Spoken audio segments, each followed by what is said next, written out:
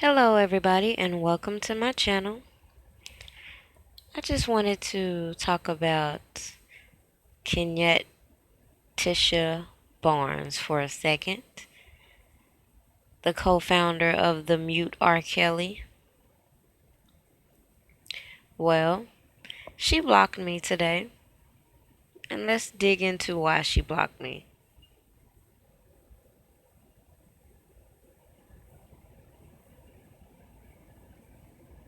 So, the first tweet I wake up and see was from her, and it is her saying, "Me waiting for all the trolls who attacked," or I don't even know the girl name, and I to rally behind the survivors and launch their campaign around Jeffrey Epstein's arrest, since they were so concerned about white sexual predators when Mute R. Kelly came for R. Kelly. I'll wait. Hmm. So then she comes to say, I purposely gave them a day. Now I'm calling out their hypocrisy, and I'm about to report all of their pages as spam.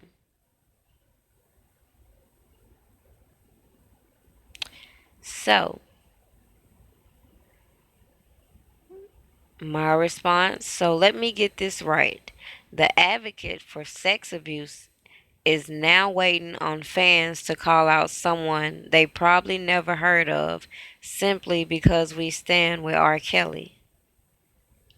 Then I went into her comments and I seen someone reply to her because she said she would comment on the guy that got arrested, but her page will be banned.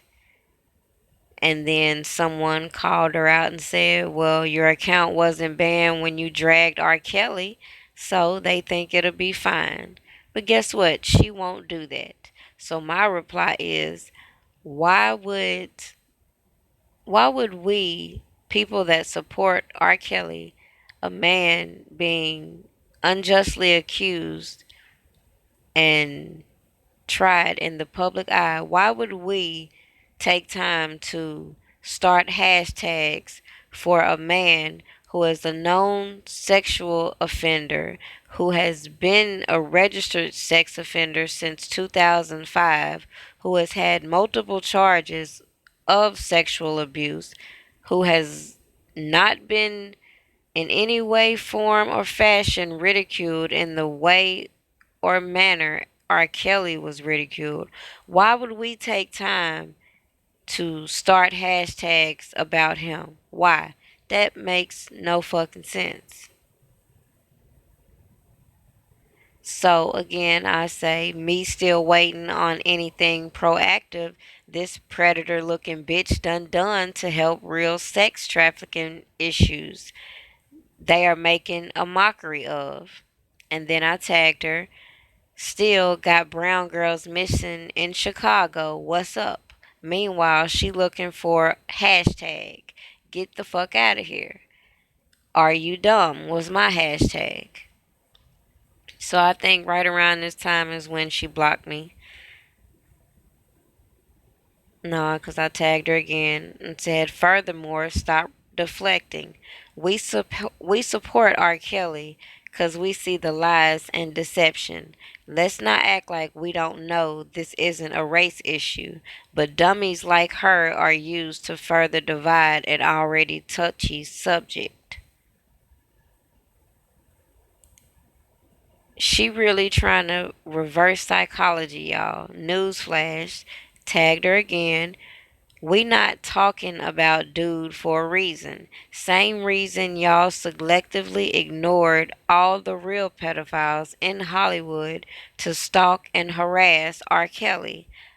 Fuck out of here. We not giving that fool no energy. Period. Hashtag leave R. Kelly alone. Even the news station calls out this lady. For real, except this lady.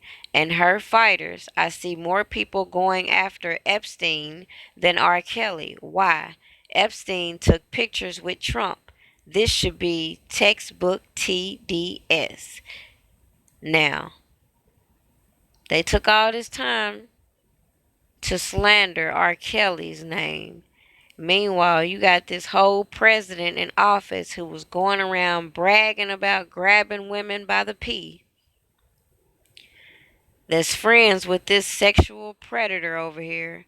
But nobody's doing a docu-series about that. And she has the audacity to get on fucking Twitter and try to ask, why aren't we using a hashtag with this man's name? Fuck this man. We don't give a fuck about this man. We want justice for R. Kelly. You are not talking about shit at the end of the day. We are not here to talk about Epstein. That's irrelevant at this point. We are going to vindicate R. Kelly. Period.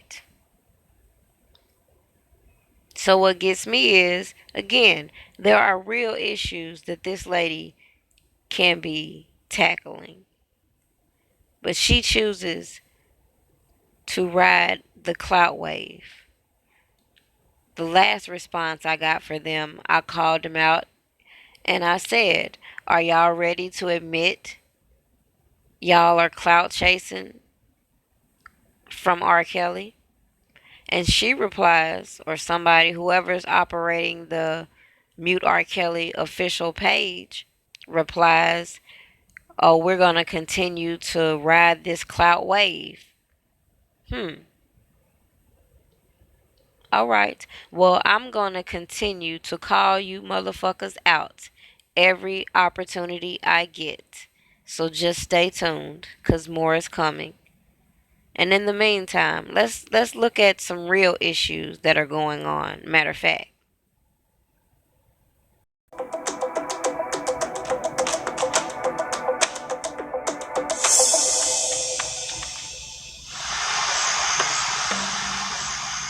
In winter of 2016, a young woman's body was found burning in the alley somewhere in this area behind these homes. One was found here, one was found a few blocks away. A few blocks that way and further south might be where you find another story. Mickey Kendall was born and raised in Chicago. She's a well-known feminist author who has spent much of her adult life fighting for police accountability. Were most of the bodies found in sort of spaces like this? Yeah, Chicago lots are long. They're not that wide, but they're pretty long. If you're in the front of the house and it starts behind your garage, you might have no idea what's happening until you smell the smoke, by which point there's not any evidence left. And with no police patrols, you could literally get away with murder, and people are. In November 2007, 2 women were found strangled in burning dumpsters near Washington Park on the south side. They had been killed within 48 hours of one another. Those cases, and at least 4 others we found over a 10-year period, were never solved. The default right now is just looking at all of the murders this century.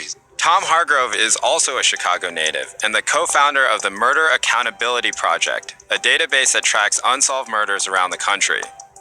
Tom and his partner, a retired FBI agent, built an algorithm that allows them to identify and track patterns in homicides. What does your algorithm show you about pattern killings in Chicago? The algorithm is signaling red alert that there have been far too many strangulation murders, mostly of African American women, whose crimes went unsolved. No arrest was made. But tracking unsolved murders isn't an easy task. Cities and states are not required to report their clearance rates. That's a percentage of murders solved. Is there a link between a low clearance rate and the prevalence of serial killers? I can tell you that a killer is more likely to get away with a series of murders in a place that has a low clearance rate. If you do a poor job catching killers, you're going to do a poor job catching serial killers. What is the incentive for a state to not report its murder statistics? The data may not make you look good, as it turns out was the case in Illinois. Illinois has the worst clearance rate of any state in the nation. Unsolved murders aren't anything new in Chicago. The city has solved less than 20% of its murders over the past 30 years. The number is a bit hazy because Chicago stopped reporting their clearance rates in 1995.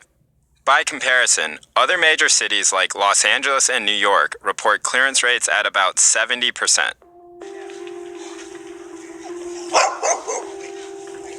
There are other cities that have neighborhoods like this that are low income and mostly black, but the clearance rate in those neighborhoods are still pretty high, like 50 to 70%. Like, what is it about Chicago where they have like such a low clearance rate? As a longtime resident, I am not seeing a lot of effort on actual crime solving. You know, you're not seeing cops out in these neighborhoods knocking on doors and actually talking to people. Most of the time when you see the police, they're harassing you, right? If you hear on the news that someone has been harmed, shot, killed, whatever, and then you hear the phrase, the victim was gang affiliated, the victim was standing near someone gang affiliated, as far as the cops are concerned, no humans were involved. But at a certain point, you have to start asking, who's putting bodies in garbage cans? This would be an important question. If people don't trust police, if people don't talk to police, if witnesses consider police to be the enemy, why should you be surprised when most of those murders go unsolved? You keep your eyes wide shut, and you get what you get. Over the course of 2 months, DNA test results. The backlog is huge, and today at a hearing, lawmakers demanded action. This comes after a report by CBS 2 investigator Pam Zeckman on 50 unsolved strangulation cases that could be the work of a serial killer.